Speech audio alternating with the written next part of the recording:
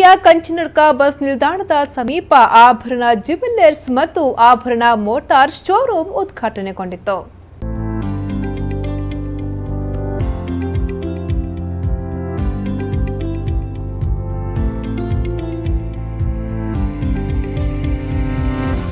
ಚಿನ್ನಾಭರಣ ಮಳಿಗೆಯಲ್ಲಿ ತನ್ನದೇ ಆದ ಛಾಪು ಮೂಡಿಸಿರುವ ಆಭರಣ ಜ್ಯುವೆಲ್ಲರ್ಸ್ ಇದೀಗ ಪಡುಬಿದ್ರಿಯ ಕಂಚಿನಡ್ಕ ಬಸ್ ನಿಲ್ದಾಣದ ಸಮೀಪ ಉದ್ಘಾಟನೆಗೊಂಡಿತ್ತು.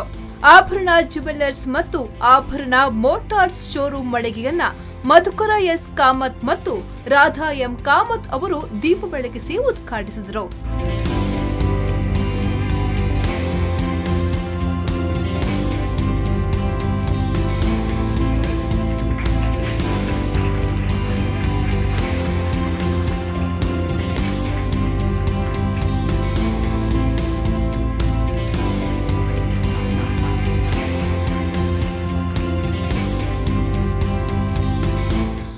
ನಂತರ ಮಾತನಾಡಿದ ಆಡಳಿತ ವರ್ಗದ ಮುಖ್ಯಸ್ಥರಾದ ದಯಾನಂದ ಕಾಮತ್ ಅವರು, ಪ್ರತಿಷ್ಠಿತ ಚಿನ್ನಾಭರಣ ಮಳಿಗೆಗಳಲ್ಲಿ ಒಂದಾದ ಆಭರಣ ಜ್ಯುವೆಲ್ಲರ್ಸ್ ಇದೀಗ ಗ್ರಾಮೀಣ ಪ್ರದೇಶವಾದ ಪಡುಬಿದ್ರಿಯಲ್ಲಿ ಶುಭಾರಂಭಗೊಂಡಿದೆ ಎಂದರು.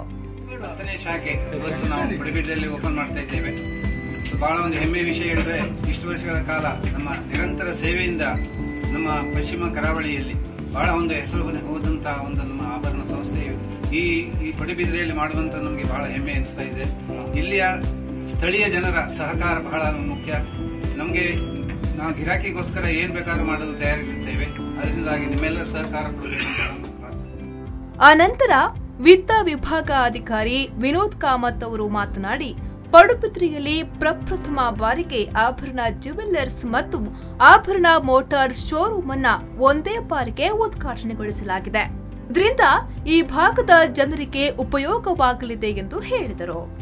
ಕರ್ನಾಟಕದ ಪ್ರಸಿದ್ಧ ಚಿನ್ನಾಭರಣಗಳ ಮಳಿಗೆ ಆಭರಣ ಜ್ಯುವೆಲ್ಲರ್ಸ್ ಪಡುಬಿದ್ರಿಯಲ್ಲಿ ತನ್ನ 10ನೇ ಶೋರೂಮ್ ಅನ್ನ ಪ್ರಾರಂಭಿಸ್ತಾ ಇದೆ.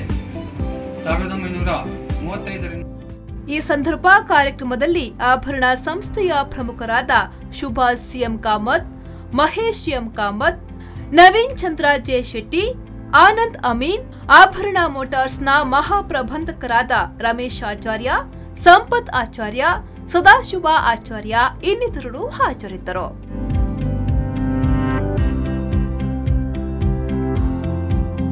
ಸುರೇಶ್ ಇರ್ಮಾಳ್, ವಿ4 ನ್ಯೂಸ್, ಪಡುಬಿದ್ರೆ.